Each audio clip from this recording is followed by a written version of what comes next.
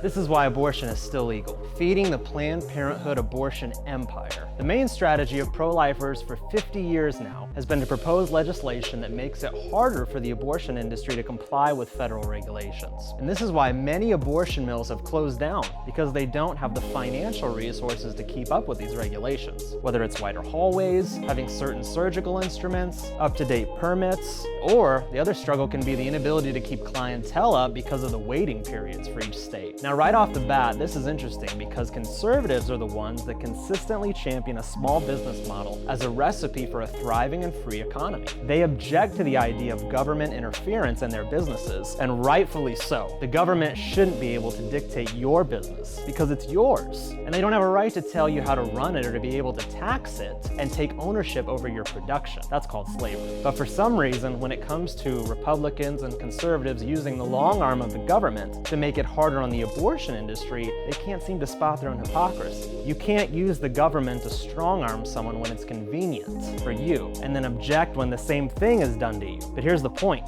As incremental laws shut down abortion mills, why did the statistics consistently show Planned Parenthood's revenue increasing? It's simple economics, really. The clientele of smaller businesses that can't abide by the federal regulations are being absorbed by the larger ones who can and provide the same service. And in the case of providing the murder of your unborn child as a service, Planned Parenthood is gladly taking that business because, unlike smaller clinics, they do have the financial means to stay in compliance with the government regulations. So the abortion beast is still getting fed, and now business for them is better than ever, which is why this way of fighting abortion is a failure and demonstrates the need for abortion to be criminalized altogether at the state and local levels, with legislation demanding that these children receive the same protection as everyone else, rather than having their lives used as pawns in an ongoing give-and-take game by pro-lifers who refuse to see where the fight is